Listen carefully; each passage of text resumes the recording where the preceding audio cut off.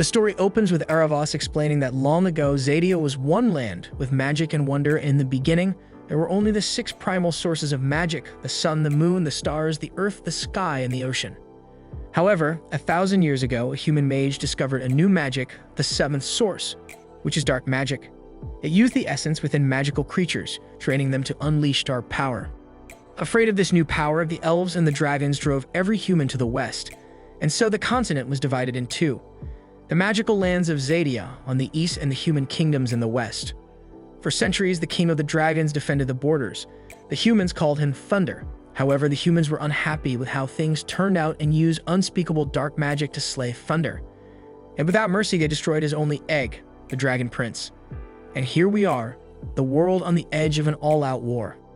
In the present, we see a human soldier who is patrolling the woods on a stormy night when he suddenly gets surrounded by elves. He makes a run for it and is chased by an elf called Rayla. The soldier tries to fight, but he's no match for Rayla. But as she's about to kill him, she sees true fear in his eyes and instead lets him go. Next, we see the High Mage Lord Viren, standing in front of a mysterious mirror when the soldier comes banging at his door to report the sighting of Mu's shadow elves. Viren goes to King Harrow to report what the guard told him: Mu's shadow assassins have been spotted. Mu's shadow elves are very strong, and usually if they want you dead, then you're as good as dead. The king gets worried that the crown guards won't be enough and asks Viren to send for General Amaya. But Amaya is too far, defending their stronghold at the border of the kingdom, and wouldn't make it in time. And to make things worse, tonight is a full moon, meaning the moon-powered elves will be at the height of their power, and so no defense will stand against them. The king suggests then they shouldn't defend. Instead, they must find and attack them while it's daylight. Meanwhile, at the elven camp, Rayla smears berry juice on her knives and lies to her fellow assassins, claiming she killed the soldier. The king decides to send his 2 boys, Callum and Ezran, away before the fighting starts. Lord Viren also tells his children Claudia and Soren about the situation. Soren is a knight and Claudia a dark mage. Viren wants Soren to lead the search for the Mu's shadow elves, and to aid him, he gives him a moon moth. It will be drawn to the elves' specific energy. On the elven camp, they do a binding ritual. This means they bind their arms or hands with magical ribbons. The ribbons will not come off until their targets are dead. Otherwise, the ribbon will just keep getting tighter and tighter until your arm falls off. They have 2 ribbons, one on each wrist, indicating there's 2 targets for assassination. Anyways, the elves are attacking the king as revenge for the death of the king of dragons, Thunder. When it's done, they are supposed to send a message to the Dragon Queen to let her know. Rayla asks their leader, Runan, what would happen if the humans knew they were coming, but Runan tells her they have the element of surprise, but Rayla knows this to not be true since she didn't kill the soldier from before. Soren and his team use the moth and it leads them directly to the elves. However, the elves cast a cloaking spell, making Soren think a magical moth is just as useless as a regular one, and they decide to turn back. This gets Rayla in trouble with the others. Runan tells her by letting the human go, she's killed them all. Runan now sees Rayla as a liability and asks her to sit this mission out and tells her she'll face her punishment after, but Rayla is stubborn and wants to fix things, so after Runan leaves for the mission, she decides to sneak into the castle. Callum goes to the library to pick up a few books for his trip. He runs into Claudia, who also happens to be his crush. She shows him a primal stone. It uses magic from one of the 6 primal sources. Callum is a bit envious that Claudia gets to learn magic and tells her he'd switch places with her in a heartbeat if he could. This gives Claudia an idea on how to save the king. Anyways, Callum is summoned by the king, his stepdad, and he's given a letter that he must open once the king's dead. As Callum takes his leave, he runs into Rayla and a chase ensues. He tries his best, but she easily catches him and tells him there's 2 targets that need to die: the king and Prince Ezran. To protect his younger brother, Callum says he's Ezran. As they are going back and forth on who's in the right between elves and humans, Ezran shows up and uses his glow-toad bait as a flash grenade, blinding the assassin and allowing them to escape. It's almost sundown, and because Soren failed to find the elves, Viren goes to the king with Claudia's plan. He wants to use a magical serpent called the Soul Fang. It's a 2-headed snake.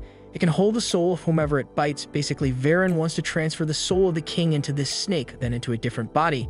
That way, when the assassins come, they'll kill the king's body, but his soul will be transferred to a new body. The king doesn't agree to this because it means someone else's soul will need to be in his body and die for him. Viren reminds him that hundreds of soldiers are about to die protecting him tonight, but with this solution, only 1 person dies. The king still doesn't agree because he believes dark magic is the reason they are in this mess in the first place, and he's prepared to pay for his wrongdoings in the past. Rayla chases the 2 princes who run into Viren's secret dungeon, where they discover the egg of the dragon prince was not destroyed after all, it was stolen. Claudia is able to find the boys and she's prepared to fight Rayla to save them, but Ezran sides with the assassin because Rayla wants to return the egg to its mother while Claudia is talking about it as some powerful weapon. Callum ends up chaining her to the room and takes her primal stone. Using dark magic, Claudia summons 2 shadow wolves to pursue them.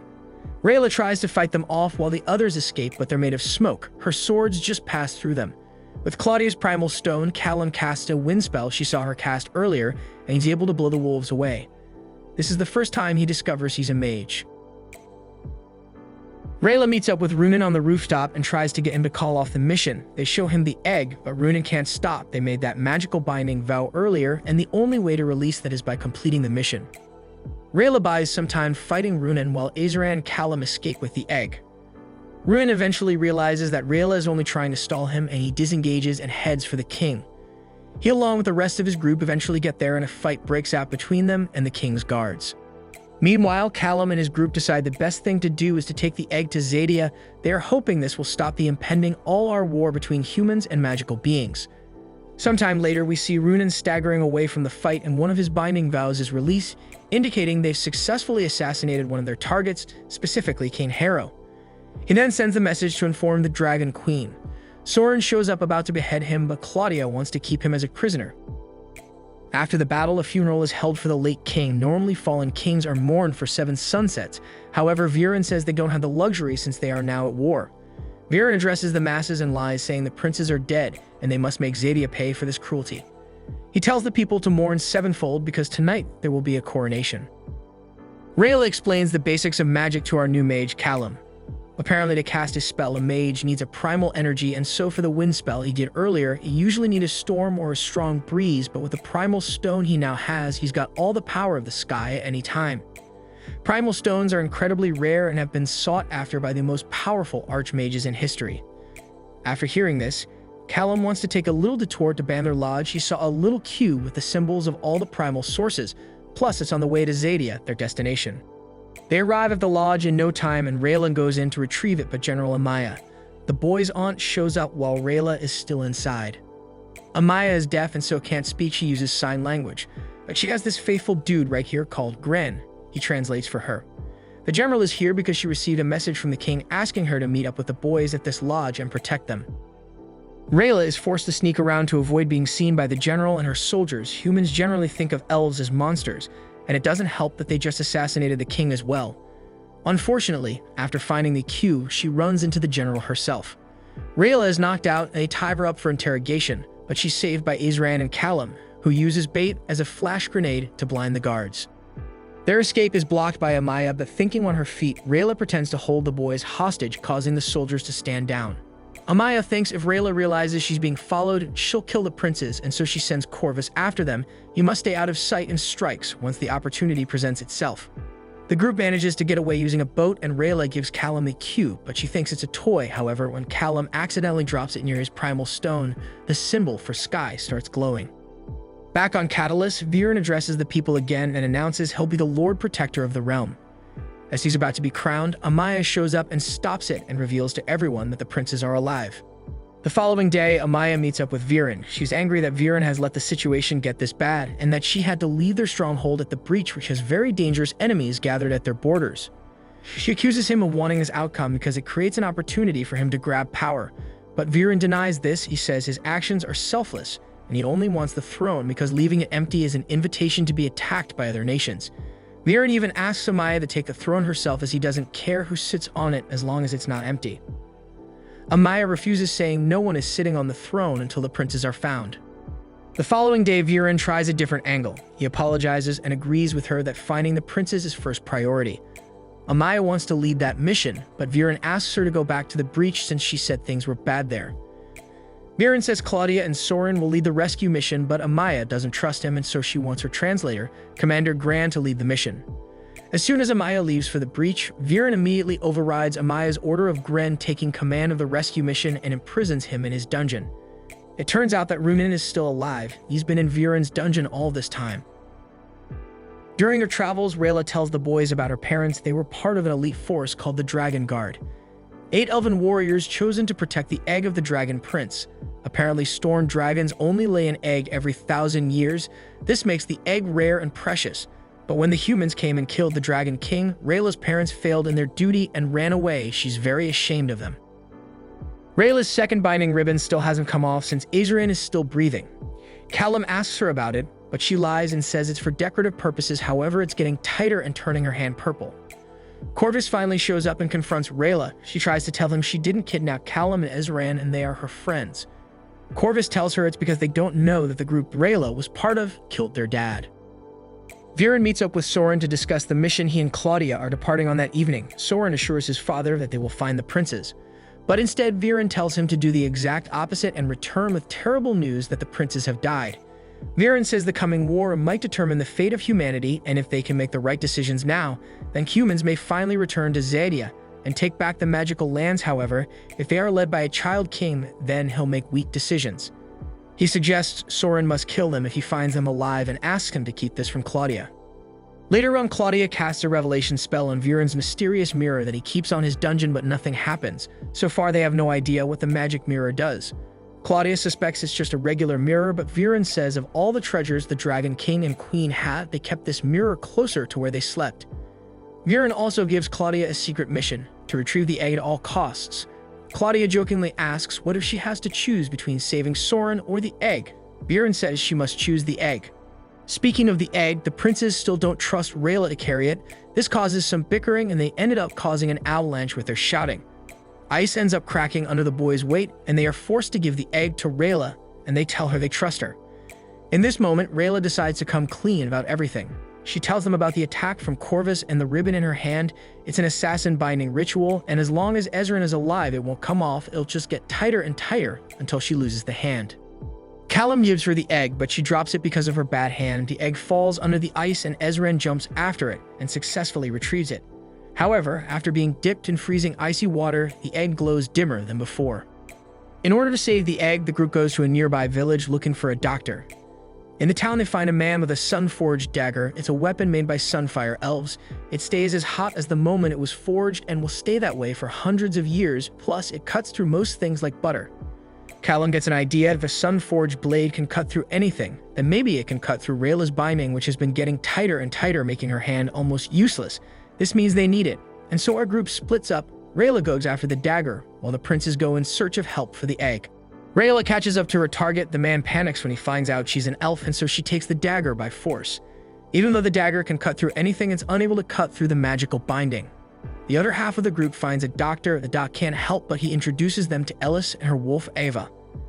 Ava lost her leg, and Ellis took her to the cursed caldera, and she saw a woman there who used magic to regrow the wolf pup's lost leg. The gang are hesitant to go to a cursed place for obvious reasons, but they are forced to go when the guy with the sun-forged blade shows up with the entire town on a witch hunt for Rayla. And so, with no other choice, they run into the cursed caldera, knowing their pursuers won't follow.